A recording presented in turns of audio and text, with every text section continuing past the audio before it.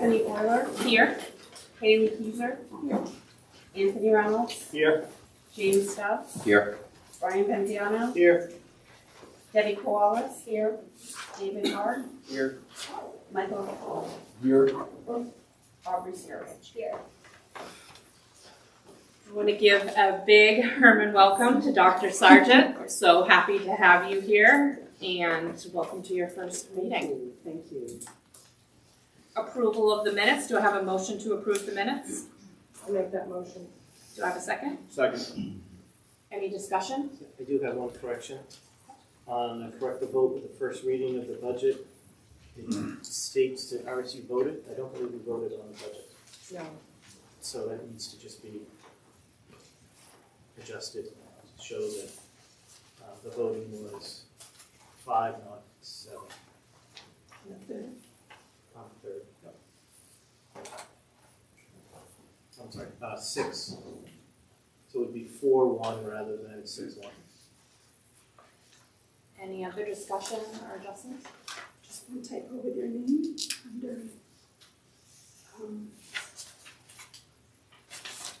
athletics. Oh, yes, the spelling, thank you. Page 2 of 4 on March 3rd, just grammatical error. Up the top for opposing Mrs. Euler, just the I's missing, small grammatical. Any other discussion? Approval of the minutes with those changes. All those in favor?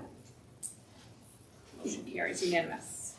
Next up, superintendent's report. Thank you, everyone. Good evening, school community members and students and staff and committee members.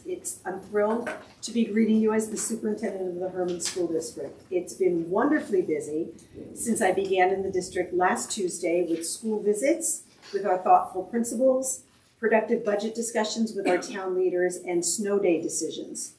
Every conversation I have with teachers, students, staff members, and alumni reinforces a tremendous pride in the Herman schools. I'm especially grateful to Mrs. Duran and Mr. Walker for spending time with me and helping me to navigate a smooth entrance. I'm excited this evening to introduce Mrs. Hardy, one of our very fine math teachers at Herman Middle School, and a few of her 8th grade math students who will present information on the very fine math instruction they're experiencing this year. Mr. Freeman, if you want to bring them up and we'll get you started. Thank you so much.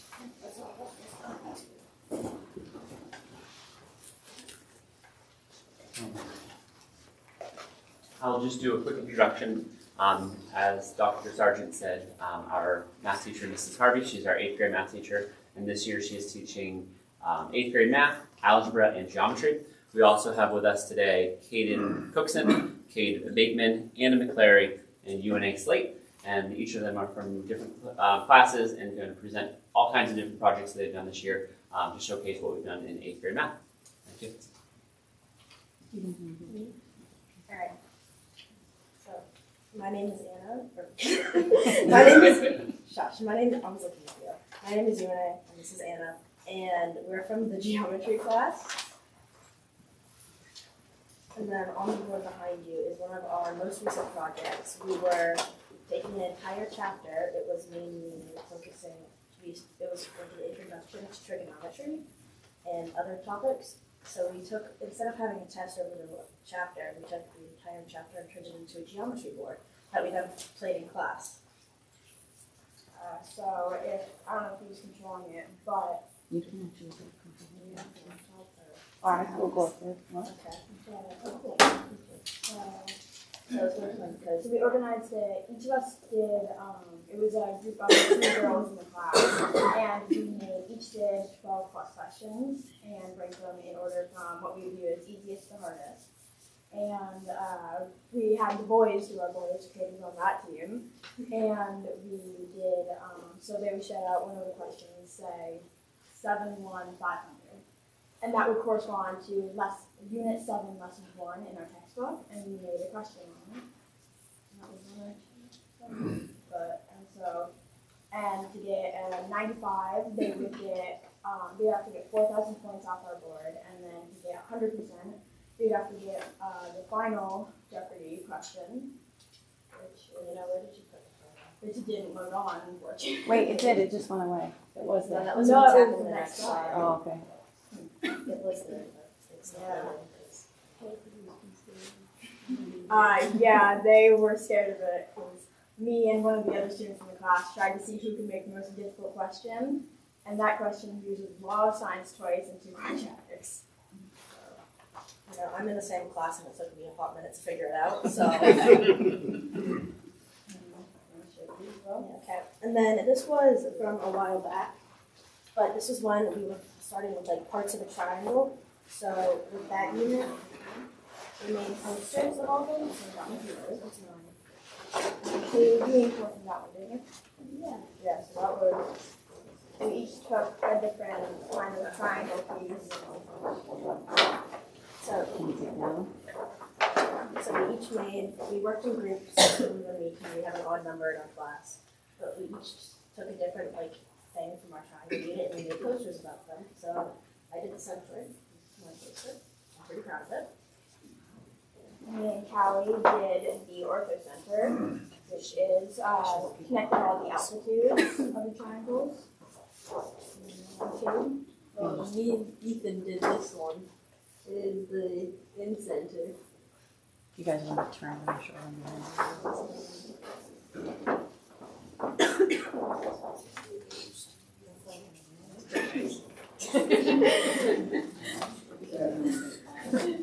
Good job. Katie, want to share yours? Yeah, okay, is there anything you want to say about that? You're right.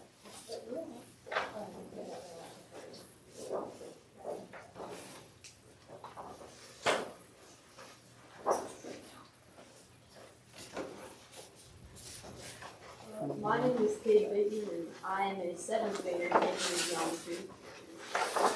And this is a project from December where we wrote an essay about Euclid, the guy that invented geometry. And I'll just read the introduction.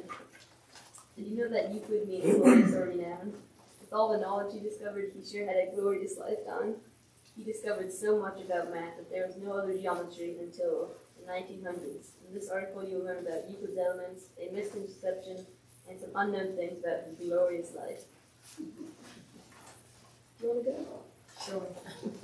I'm Katie Cookson. I'm in regular math, regular 8th grade math, and this is a project we've done that we just finished.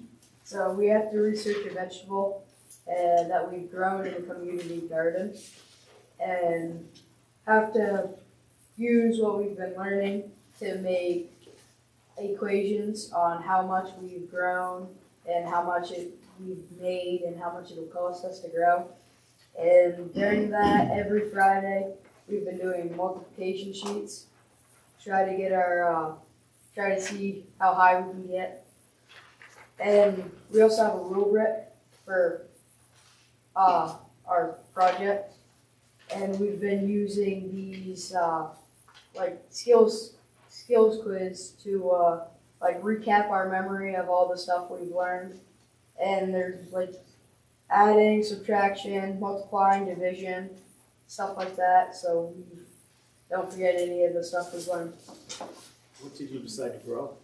What? Corn. I've Corn? decided to grow corn. Some of them are quite the entrepreneurs. Yes. The intention of that was for them to just grow it in a community garden.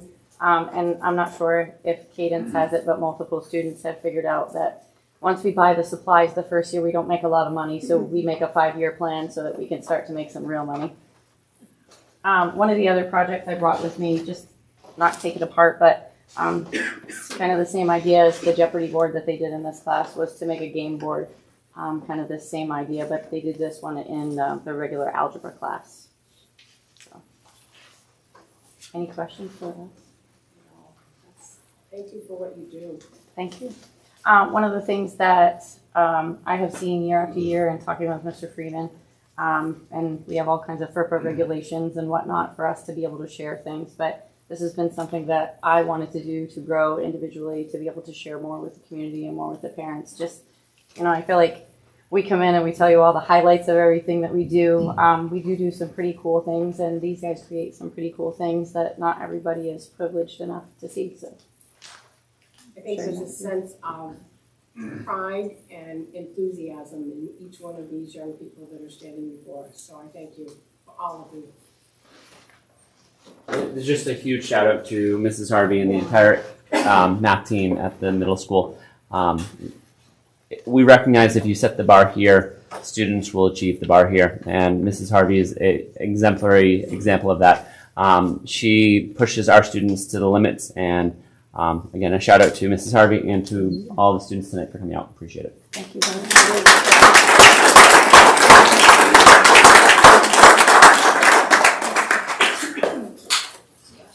Next up, there were no public comments that required follow-up from last meeting, so we'll move on to student reports. What do you guys have for us? So our National Honor Society chapter held its induction ceremony on March 27th. Our high school held an arts assembly to display our students' talents in theater, musical, and visual arts. A Mariothon event was held after school for students to participate in. And our math team got 17th out of 24 teams at their state math meet. Thank you. Best Buddies held their first meeting a few weeks ago. We had 51 students in attendance, and later this month we will participate in the state of Maine's Best Buddies Friendship Walk. I think that's held at Cameron Stadium. This past weekend, Key Club traveled to Portland for their annual district educational conference. We had 25 students in participation. We attended various workshops, service projects, and banquets. Harmon took home 8 awards, including the Annual Achievement Award. Student Council stuffed Easter eggs that will be sent to Herman's preschool for their annual egg hunt. Also happening this month, juniors and seniors from JRTC will take a refueling flight with the base. We will travel to Long Island, New York, and watch as 6 F-16s get refueled. Amazing. Thank you. We'll move on to committee acknowledgements. James? All set. Brian? Welcome to Dr. Sargent. It's good to have her. I want to congratulate Isabel Bartlett. She's the Maine Principal Association's award winner for Herman this year. Congratulations to her. I'm the UTC rep on the board, and the United Technology Center Skills USA competition was in March, and Herman had 6 gold medalists, which means they're basically the top 6 kids in their respective fields in the state. Congratulations to Taylor Sherrard, who qualified for the National Leadership and Skills Conference in Atlanta, Georgia in June. Best of luck to that. And then congratulations to Kaylee Bartley, who was selected as the UTC 2025 Student of the Year. So a lot of accolades have gone to Herman, and it's a fine example of the students that we have here at Herman High. Taylor? Just welcome to Dr. Sargent, and to my voice I can't say too much, so the packet's full of awesome information. It's available online, and it makes us proud of our students. You covered a lot of big things, so thank you. Tony? Yeah, I'd like to welcome Dr. Sargent and just let her know that David Walker and Patty Duran are cheering really hard for you. Yeah, they're probably watching right now. Yeah. I will say welcome, and I appreciate the opportunity to have students present in front of us. I do appreciate that. Dave? I'm all set for tonight. Thank you. I just wanted to echo what Aubrey said about Key Club. It was pretty amazing, over 400 students there, I feel, in attendance, and to see the excitement of Mr. Adams and how excited he is. It's really just priceless. It's encouraging and empowering to see all the young people that are out there as leaders. Really, really hopeful for the future. So thank you guys for leading the way on that. Next up is public comment. This is an opportunity for members of the public to comment on agenda items, contribute info that may be of interest to the school committee, or ask clarifying questions. Please wait to be recognized and identify yourself before speaking. This is not the time to register complaints or promote a personal agenda. Please remember that you may not identify any person by name or job function, and we'd like to welcome Ed Ford. Thank you. I'm Ed Ford. I'm Herman. First thing I'd like to do is I'd like to request the school board to pull this 2025 26 school budget back to this body where it belongs. The school board member on the prevailing side can make the motion and the budget comes back. It's that simple. There's been a lot of discussion in the town council meetings as well as the public taxpayer square about continuing to work on this budget to lower it. The school board is where these discussions belong, not in the town council. To dump this $2 million deficit onto the town council is not how to create a school budget. That is not how you create a school budget, and it's not fair to the town as they are also dealing with the budget. This current deficit leaves the taxpayers with zero confidence that this is a budget taxpayers can and should support. You know, in your school board manuals you all have, there's a section in there called How to Market Your School Budget. I would absolutely refer you to that document. Number two, there was a recent story in the Maine Wire, an investigative news outlet in Maine, concerning the ongoing religious discrimination case against a school district that started in 2023. This article spoke of alleged intentional withholding of emails by the school board and the school's attorneys in this U.S. district case. This appears to be an intentional decision to withhold material from the court that should have been disclosed during discovery, said the article. Herman taxpayers are absolutely disgusted at this case. From the very beginning, the school board should have ignored all the really awful legal advice that was given, admitted the error, and simply apologized with probably zero cost to the taxpayers. I'm here tonight asking the school board to please end this case responsibly.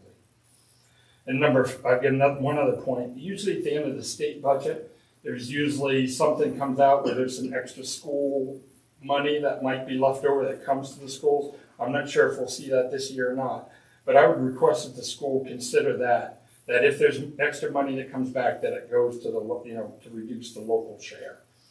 And then I would ask a question like, why are we in this space tonight? Herman taxpayers have a lot of pride, as well as invested a lot of taxpayer money in the community asset, which is the high school auditorium. That's where all the appropriate video and audio equipment is, and the community would like to spend time in the space that they've invested in. Thank you for your time. Thank you. Next up, Terry Pam Morris. I'm going to refer to the budget too, but perhaps a little bit different way. Like most people in Herman, I'm concerned about the rising taxes in the town. The artificially low mill rate we have enjoyed for the last 3 years is about to end due to the $1 million a year bonus we have been getting from the federal COVID money. Our governor is in discussion with the federal administration regarding funding for schools this year, so not only do we have the worry of finding the money to fund our town and schools, but we may well have to make some very tough decisions. My dad used to tell kids that you will find in life that your wants are many and your needs are few. Okay? I'm thinking this is where we are right now. Our wants are many, but our needs are few. And we need to get down to what the real needs are. My next question would be, what I want to really address today, sorry, I lost my place. My tax bill, like everyone else's, makes me believe it's about time to discuss some things that are wants and some that are needs. My topic of the evening is school buses. We seem to buy one every year or two, depending on when they are delivered. Mr. Grant told us that we needed a bus barn to get the buses worked on and undercover. This is probably not in the cards for a while, with all things that we have to consider. I guess my question is, why do we even own our own bus fleet? I see so many other school systems using Sear bus lines or some other, I guess there's another one in the area, but Sear's the one I see all the time. There must be some cost savings, or why would other towns not have their own fleets? No maintenance, no bus barn, no mechanics. It seems likely that our drivers would or could be hired by Sear and perhaps do the same routes they're doing now. I believe that when this was brought up in another school committee meeting last year, it was said that drivers wouldn't know the children and parents wouldn't know the drivers, and there was very, a lot of concern there. What made me think of this today was my encounter with a mom from Bradley Elementary School. We were discussing some issues about their schools, and she mentioned that her son rode the bus every day to Old Town. I asked her if he rode a Sear bus, and she said yes. Curious, I asked her how she felt about that, and did she wish her son rode on a bus owned by the town. I fully expected her to say she would prefer the town bus, but she said the kids liked the bus they were on and they had no problems. and I told her that some parents in our town were concerned that kids wouldn't know the bus drivers. And that would be pretty impersonal. She told me that her son has been riding the same bus with the same bus driver and the same bus monitor since he was in kindergarten, and he's now in 6th grade. So I guess you could say they probably have a personal relationship. Matter of fact, she was telling me how her son was yelling across the parking lot at the monitor that he saw at the grocery store. He had the same bus driver, same monitor all the time. Now, so I asked if all the buses had monitors, and she said yes. I don't know if our buses have monitors or not. I don't have any child in the school system, so I have no idea. But I'd like to know that. I felt that this experience might allay the fears of parents that their child would have an impersonal experience and would not feel safe. I do not know. Do we have monitors on our buses? Will the children feel safe with perhaps even the same bus drivers they have now? I have not been able to research into the feasibility of the bus service because I don't have the information available to do that.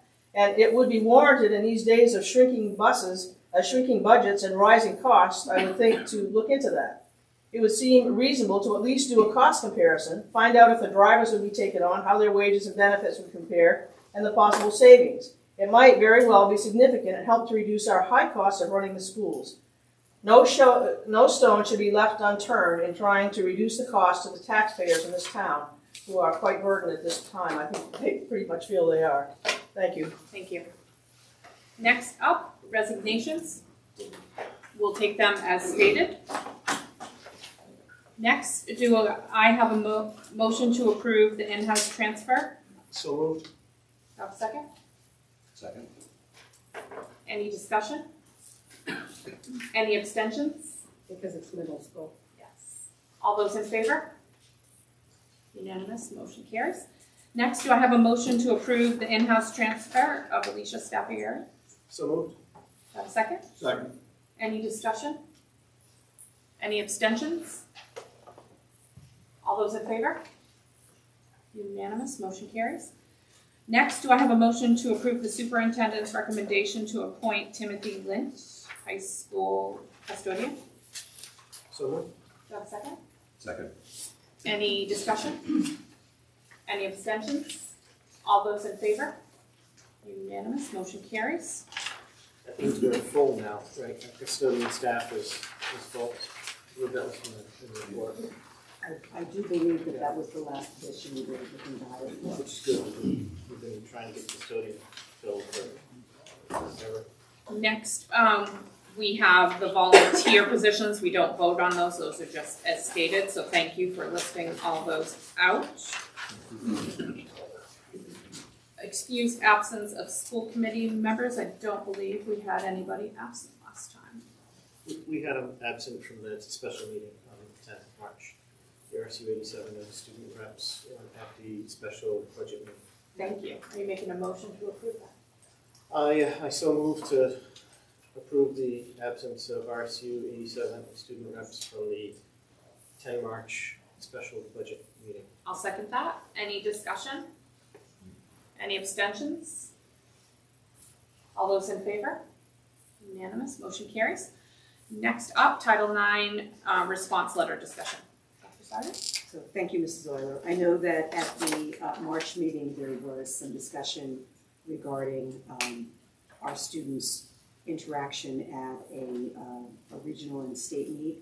And then one of the final points to come out was that perhaps the school committee would be interested in crafting a letter, not necessarily pushing a particular issue, but in just expressing your concern for how it's impacting the students within the community. I know Mr. Venziano has taken the time to just draft an initial response, and this would be a good time for committee members to just talk through if you think this is feasible and what you think, if any, next steps might come in. Did we have any discussions on that? Does anybody need a copy? I made some small adjustments from what I originally said, just for clerical reasons. That's all right. I need one.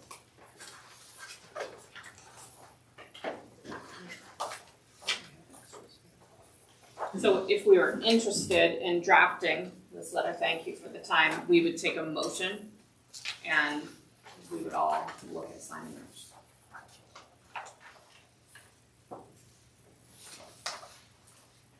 There were some extras if you'd like to pass them over to the administrator. Sure.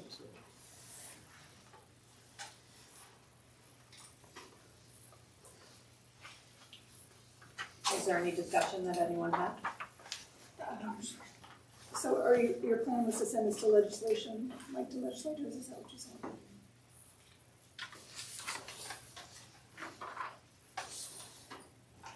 Is there currently a bill on the floor that they're working on? Is changing timeline back to, I'm not up to date on where that status stands on timeline. There was a bill that went to print on our House of Representatives side. Representatives that went to print. It's going to committee.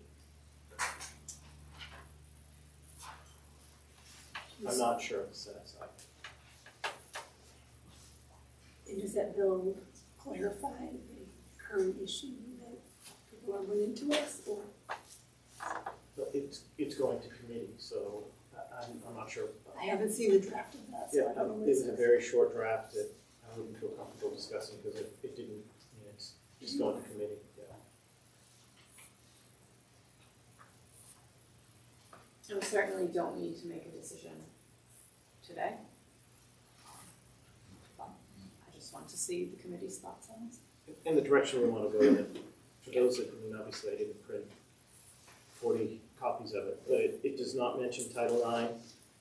It goes to the root problem of males participating in female sports, males being accepted in female bathrooms and locker rooms, and the effect of males impacting the opportunities for females, which on a draft side of things was the root problems, not the political, legal side of things. So that's the way that my thoughts went down on paper.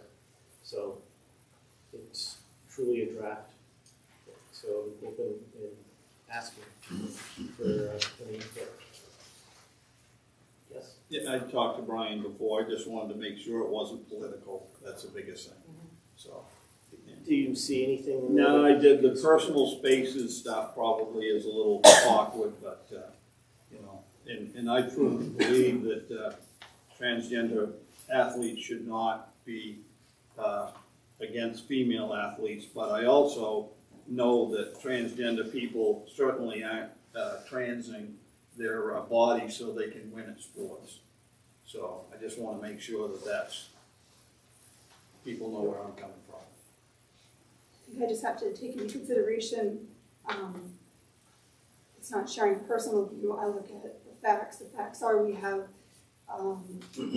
not policy but guidelines that outline our school and how we function and operate our school. So when we're looking at drafting something or asking the legislators to do something different, we also have to take into consideration that we run and guide our current school on a guidance that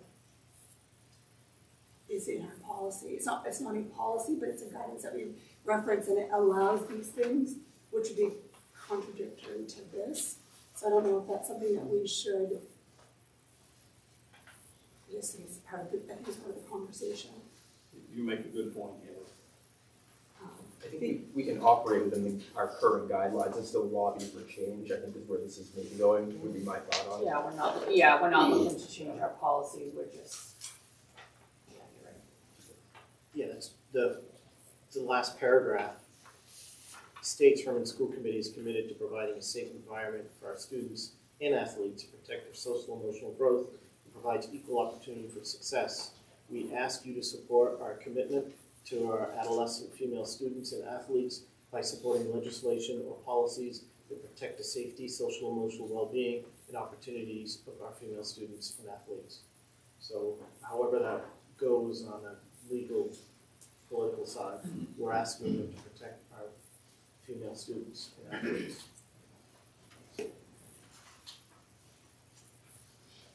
It's not something I'm comfortable voting on without looking at and possibly adding to or And that's fine. It said on the agenda, discuss letter, we didn't have an agenda, I mean, we didn't have a letter to discuss, so. We can certainly have Dr. Sargent reach out to Robin Woodson too and get their opinion on it as well before we send something if people want that. So is the consensus that this is a draft and more conversation to take place, but this is something to have a conversation about? Starting. I also want to do some research of what's currently on the floor, of what they're looking at changing, because it helps us know what are we advocating for, because they might already be looking at that legislation. Great discussion, and so what I'd recommend for anyone on the committee that has further feedback on this, to email it to Dr. Sargent and she'll compile it, and more to come next time. We do not need to take action on it today. It was just, thank you, everyone, a starting point on that. Any further discussion on that? Next up, access control purchase. Did anyone? Wait, it's new business? Oh, yep, excuse me, new business. I want to open that up to public comment.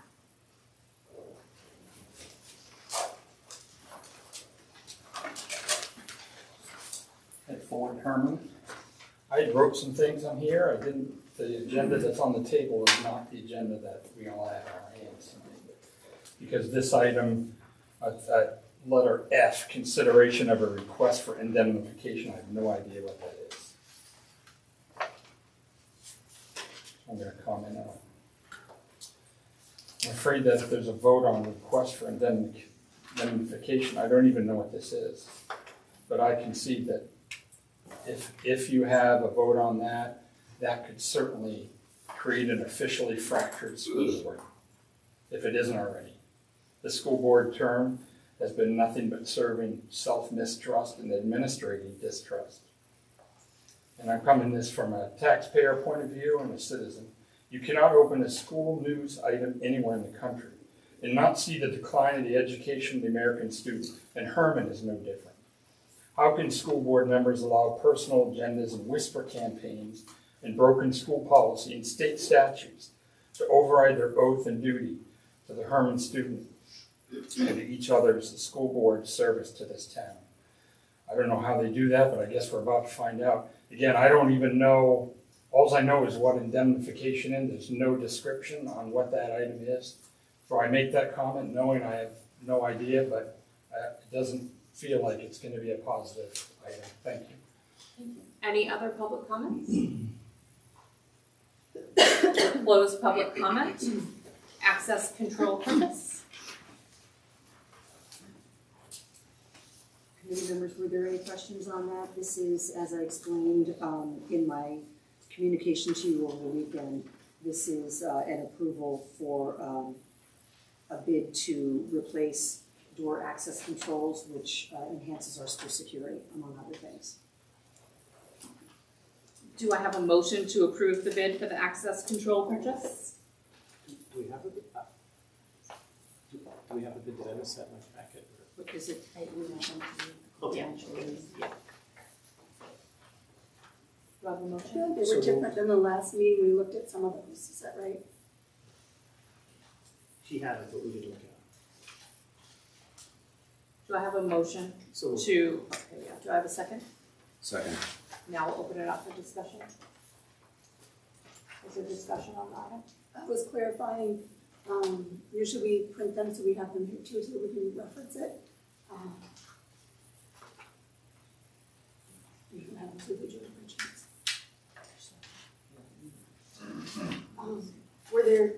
I felt like there were some different names than the last time I looked at them. No, it's the same. Representative Tech Committee meeting we discussed. And a little bit of a confusion, Chair Euler, is that we approved the budget, thank you very much. So the delay in scheduling this, which is very much a priority, I think, given.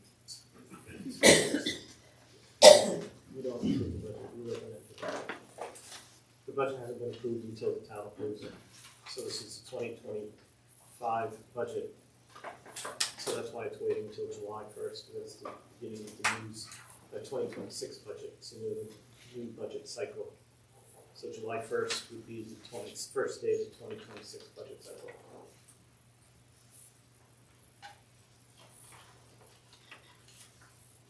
Any other discussion on that item?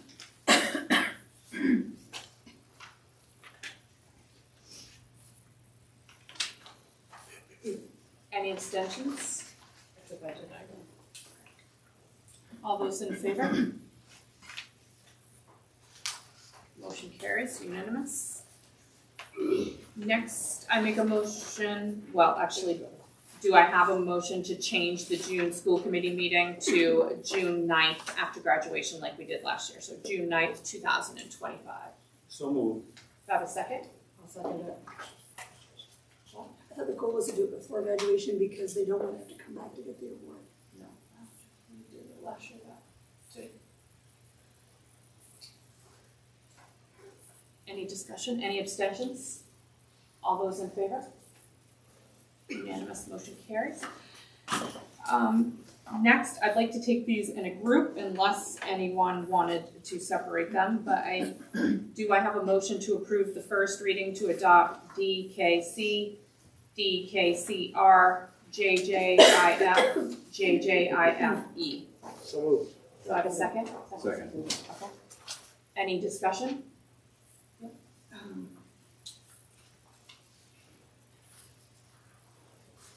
For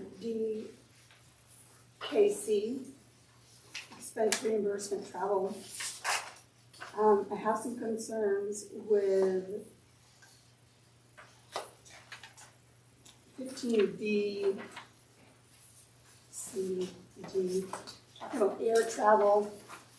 I don't know how often there is a conference that our staff members would have to fly. I think there's a lot of opportunities for virtual attendance. I think that is a large ask. If there's ever an opportunity where staff have to fly somewhere, that we could make a special recommendation or change it to say something like with school board approval for that, but I don't want to just put a blanket. If somebody wants to choose to go to Hawaii for an education conference, that could be incredibly expensive. And I could just see that being, knowing how much money gets spent on some of these conferences. I mean, I guess I would argue because as we all know, that was one of the items that the administration cut was conferences, and continued education for our administrators, teachers is very important. I feel that the air travel is in there because if it was required, it's saying coach economy at the lowest level possible. I'm all for event getting education. I think that there are plenty of opportunities that in school board management and others in the surrounding tri-state area that they already go to, Vermont and large resorts. So I personally don't support. It's not approving air travel, it's approving a process that if there is a need for air travel. And the policy, whether it's for mileage or for air travel, the policy states how you get approval for the travel. So just because we have in our policy the ability to travel via commercial air, doesn't mean that we use it. It depends on whether it's been budgeted for and approved.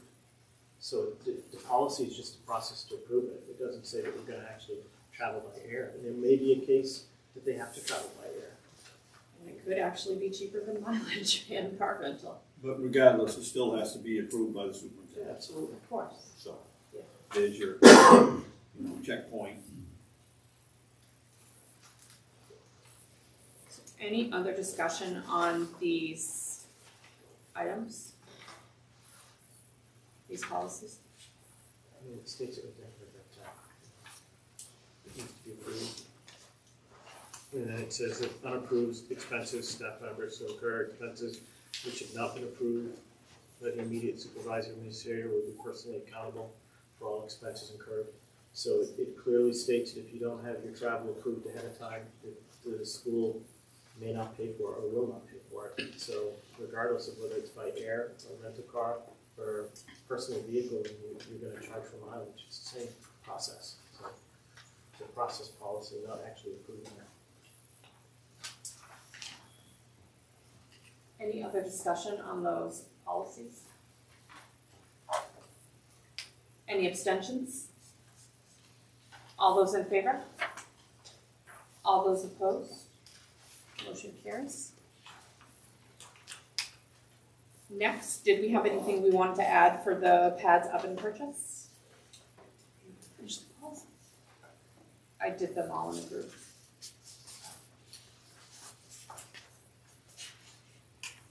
If I may, regarding committee members, regarding the oven purchase, these are funds that come out of our cafeteria account.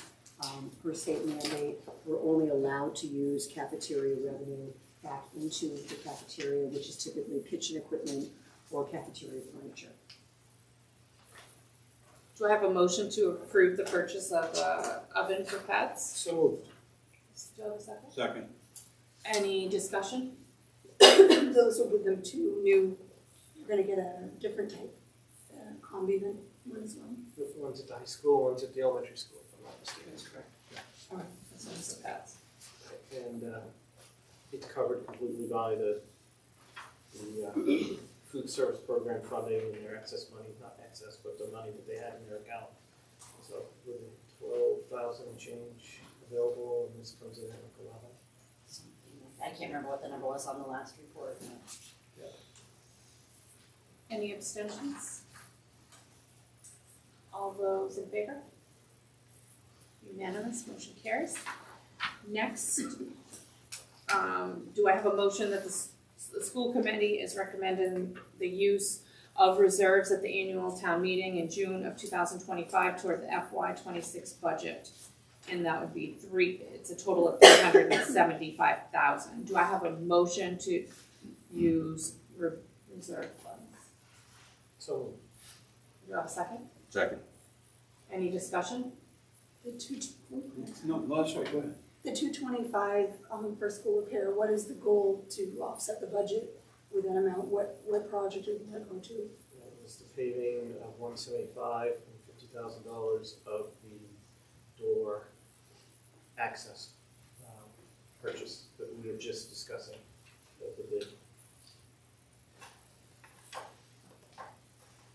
Any other discussion, Tony? Yeah. This isn't what we should be doing, but I think it's what we need to do, so please put that in the minutes. Jody. This is a backward way of doing things, but I think we feel like we have cut our positions in the school enough that we don't want any more damage than where we are. We're spending money that we're not gonna have next year, and this will be the third year in a row that that's happened. We spent $1 million 2 years ago, 1.4. We even spent, and I'll say it one more time, we spent school repair reserves to put in bleachers and track equipment that shouldn't have been done. So we've made a lot of bad mistakes. Somewhere, I don't know when, but we're gonna have to pay for those. But I feel we need to do it, but it's not a good idea. I wish I had another option. Any other discussion? Your sentiment has been well echoed. Any abstentions? All those in favor? Unanimous, motion carries. Actually, I still have one question. Well, we're doing a bus reserve for 50,000, but we're gonna get most of that money back from the state. Why are we doing that? It's our share of the portion. Our share It's comes left out over. like 80 last year. I don't know what the total cost of the bus is going to be. The portion that's in the 279 is not the full purchase amount for the bus. So we won't, when we go to request it back, we can evaluate what the bus actually cost us versus what the state provided and only pull that amount if needed and not just pull $50,000. Like there will be a calculation to request that back. Stephanie? Yes. I know I can't answer Terry's question when she got up and started talking about the buses, but we get money from the state to help pay for the buses. And Herman has been very fortunate that a lot of towns don't do it anymore. We've almost had a bus a year and sometimes offered 2 buses, and they pay, is it 68%? I'm not sure. They go out to bid and then they pick a number But that they're going it's to a provide. large, It's a a large lot of chunk it is of paid by the state. Correct. So if you do go out and get a busing outfit to come in and give you prices, they don't get that money that we do. Thank you. Next up, we have consideration of a request for indemnification. I'm going to speak to you, so. Go ahead. This request came from me regarding an ongoing legal case that we are, the school's being sued. And I want to explain why I have chosen and why it was necessary for me to get an attorney. First, last year I was served with a demand letter and a threat to sue me. Personally and as a school board member, I was served with the chair's awareness and former superintendent with a cease and desist to basically silence me into being able to say anything about anything. So April 1st, 2024, documents show that the chair approved immunity for a former superintendent. So that means that the former superintendent is protected legally while I'm in a position that I'm being silenced from being able to tell the truth.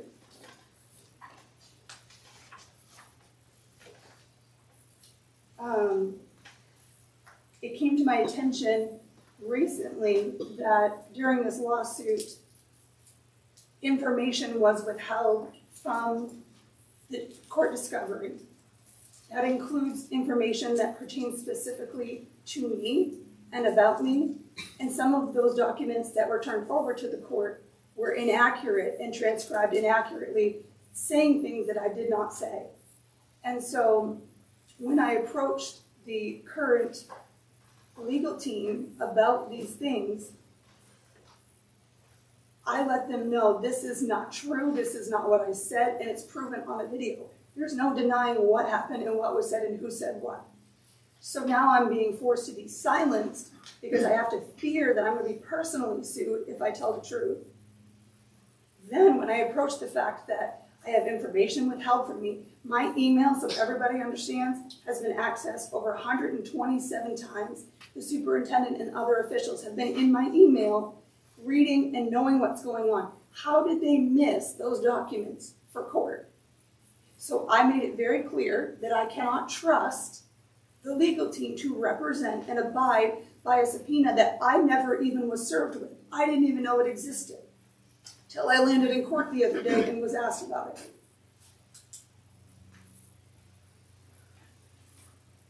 There's a long history of the chair using and communicating with the legal teams without ever communicating back to me. If I ask a question, I don't get an answer of what the legal team actually said. All of that information is withheld from me.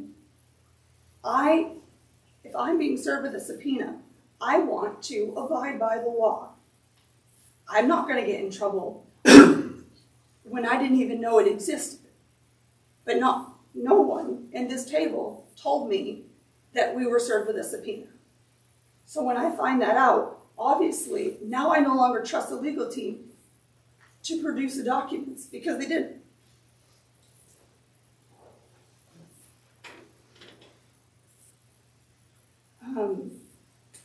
The lawyers represent and pay for the school board as a whole. The school board as a whole and the district is being sued. I'm not being sued individually, that is true, but I cannot trust the legal team to represent me that's hired by the school because they have proven multiple times specific to me that they are not abiding by the law. They did not produce those documents. I don't know who chose not to produce them, but they were not complied with. I am a whistleblower for the fact that when we do not follow the law, I have a due diligence to make sure that we are following the law. I am not going to hide or cover anything for anybody. I will never do that. And if people want that, don't vote for me in June. I will not cover for anybody. It is what it is. Now, the attorneys tell me, the school attorney who's hired to represent me says that they want to cross-examine me for 2 to 3 hours at least. I could care less. You can ask me anything you want. Anyone in this room can ask me anything you want any day. I am who I am, here, home, and anywhere. I have nothing to hide. I have legal bills to show how many times that the school was aware of the subpoena, never once told me about it. I have proof of the cease and desist, of which I was filed wrongfully so, for simply asking about the budget last year. This is the indemnification for the former superintendent. He gets to be protected from any wrongdoing, but I don't. Every single one of these board members is represented by the school's attorney, as was I. The statement to say that I did not communicate with Drummond & Woodson, number one.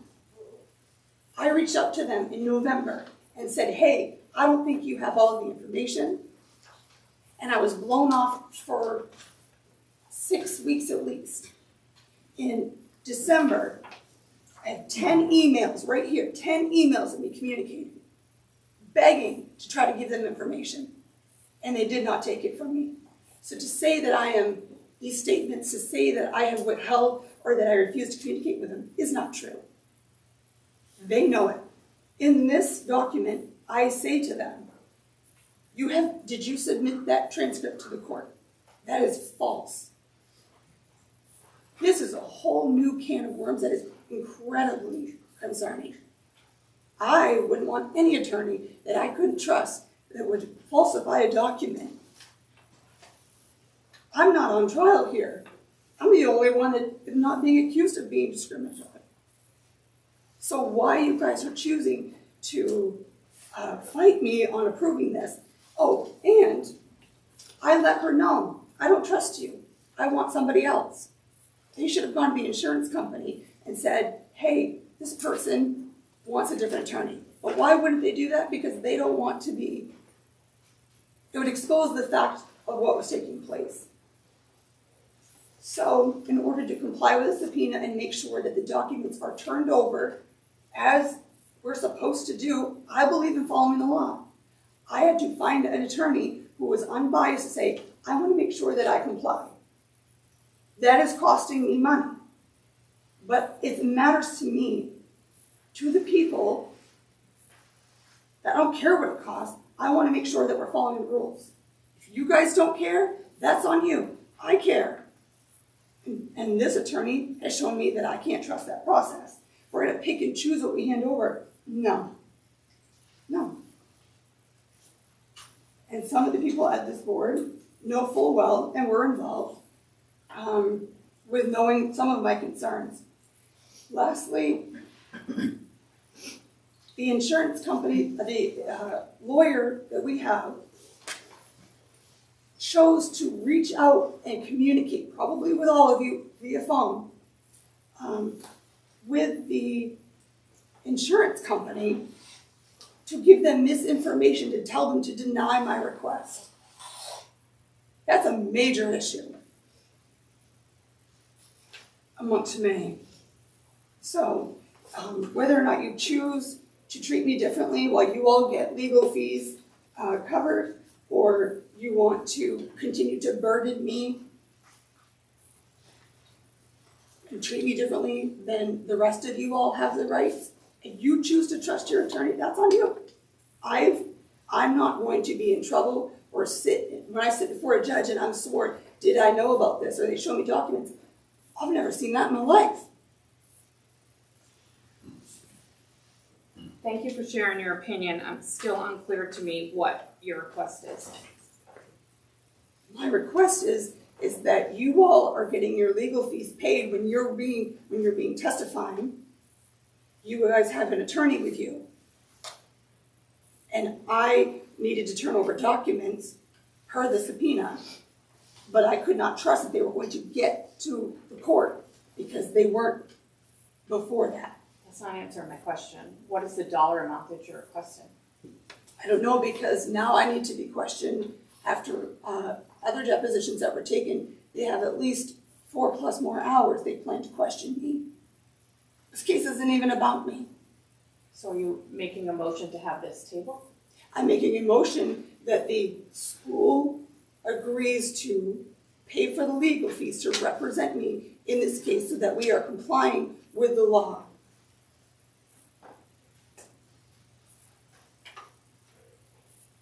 You each have an attorney that represents you. Go ahead. I'm just thinking to your motion. Out of the 8, I don't think you can make that motion because it would be a conflict of interest. Okay, well, so at the sure. outset, I'm just trying to work through the process. Sure. Here. So I don't think you can make that motion because Okay. it would be a conflict of interest for you to do so. Well, I'm explaining what the history is behind the ask.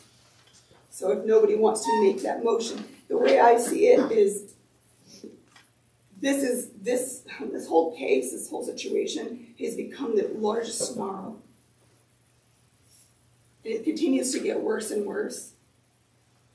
I can't email you and trust that you're going to respond back. I can't email you and ask you to ask the attorney and that you're going to tell me something back. Why don't we talk about the tone of the emails that I received? There are a variety, Ms. Euler, but it doesn't matter. The point is that you are the chair, and if I ask you for legal advice, I deserve a response. The response, forward it to me. Not what you say they say, I want to see what they say. I'm not going to get into an argument up here with So this. Let's stick to the we asked some specific questions. Was a school attorney available to represent the committee member or all committee members? So do all committee members have equal legal representation so that you or any other member of the committee isn't singled out? And the answer to that is yes. We all have the same access to legal representation. The next question that I asked was, is there a bona fide or documented conflict of interest between the school's attorney and the committee Yes. member? The answer from the legal team is no, they are not That's her aware. opinion. They are not aware of a documented bona fide conflict of interest. That is not true. I have it right here in my hand. Then it wasn't sent to them as a. This is literally to her. This is our conversation. I'm telling her it's a conflict of interest. You're not turning in the documents. You never even asked me. I tried to give them to you. The question was, is there a conflict of interest between you and that attorney? Yes. And her answer is no. Will there or was there attorney representing the school department at the deposition referenced by the committee member? The answer is yes. So we had a school committee lawyer, attorney, representing the interests of the school and the school committee members. So What? If she was representing me, why would she feel that she needs to? You weren't there, first of all. I was not. That's why I asked the question. So I absolutely agree that we all need to have equal access to legal representation.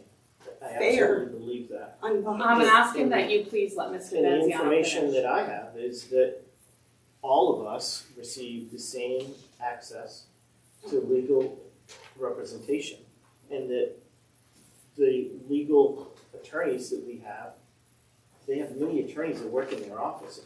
If there's a personal problem with one attorney, then it should be put that way so that the school can look at it and see if you can get a different attorney. Going on your own and getting it just opens it up in a different way. Why would I trust a team of attorneys that all operate under the same roof that have proven multiple times over 18 months that they were withholding documents specific to me? I'm not aware of any documents specific to you being held here. None of us are specifically named in the case. We're all third parties, and you specifically with Ms. Euler are because you were on the committee at the time. You're third party witnesses. It literally says Herman School Committee. Yep. So you're not a defendant. The committee as a whole is a defendant. Literally, the subpoena that I was just served with again last week says that I'm a defendant. And the school committee By name, has, Haley Keyser, defendant. the school committee has legal representation. And that's the information that I have. But if I'm telling the attorney, I need you to take these documents to turn them over, and they don't take them from me, and then I am court ordered to personally to turn something over, what am I supposed to do? Saying, I went to the attorney, I'm trying to give this. What am I supposed to do? It wasn't until Drummond and Woodson found out, oh my goodness, she's turned these documents over, that now all of a sudden they want to meet with me. I haven't done anything wrong. Nobody's accused you of doing anything wrong. My point is that the school committee is providing legal representation equal for all of our committee members. It's not equal when they don't treat me fairly and turn over the documents that they're supposed to turn over. John, yes. Has anybody asked the insurance company if they'll pay the extra money? So yes, and that's where she right here, they deny the request because they were informed. She reached out and told them her opinion. They never reached out to me to talk to me about what happened, because I would tell them it would be probably not very beneficial for them.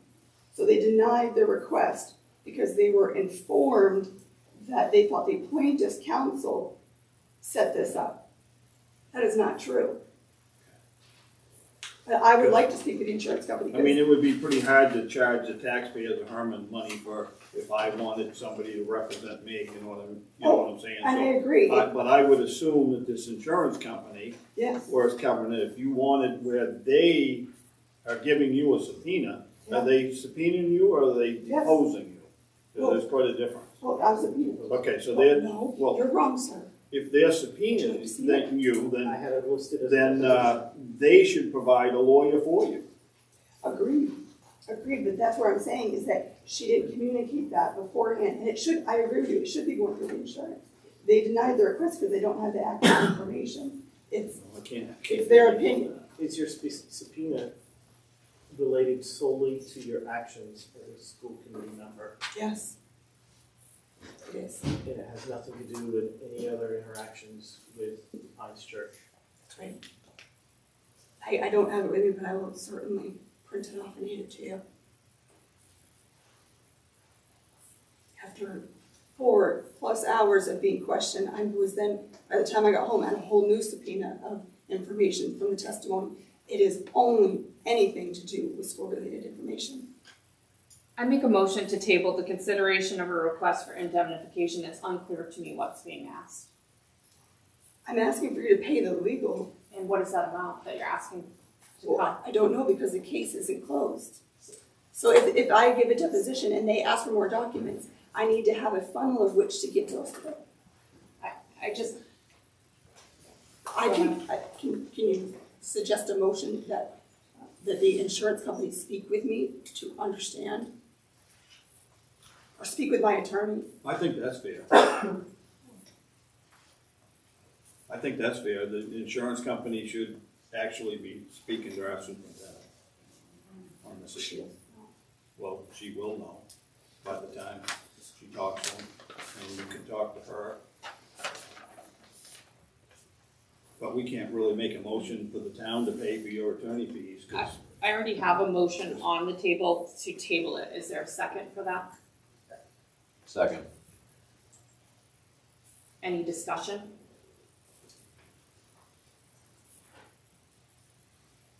Any abstentions? I'm going to abstain because it turns out it would be a budgetary issue. All those in favor to table the request for the indemnification? Table until what? Till May. Till we have more clarification How do you get clarification? from the insurance company. That's a different motion. So the motion is to table it until May? Yeah. And that will allow more time for clarification. Well, my deposition is in the beginning of May. And some of that is Drummond and Woodson asking for 2 to 3 hours, so she in and of herself is making a lot of money charging up this whole situation to ask me more questions.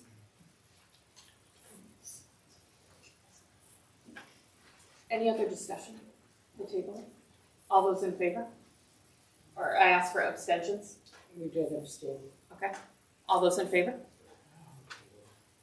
All those opposed? Motion carries to table. Next up, we'll take the administrative reports as presented. Finance report and committee reports we'll take as presented. Do we have any possible future agenda items? We'll go around the room. Dave? I'm all set, thank you. Debbie? I'm good, thank you. Tony? No, I'm all set. Haley? If we have an agenda item, can we email it to you and that you will take it into consideration going forward to add per the policy that says that's how we do it, 7 to 10 days in advance? That's always been an option. I'm just asking if you had anything now that you want to bring up. We need a policy for subcommittees about how those should function. I've been asking for 3 years. Anything else? Got it? I don't have anything. James? All right. Do I have a motion to approve the 10 warrants as listed? So moved. Any discussion? Any abstentions? All those in favor? All those opposed? Motion carries. Next, I make a motion to adjourn the meeting at 7:36 p.m. Do I have a second? Second. Any discussion? All those in favor? Unanimous motion carries. Thank you.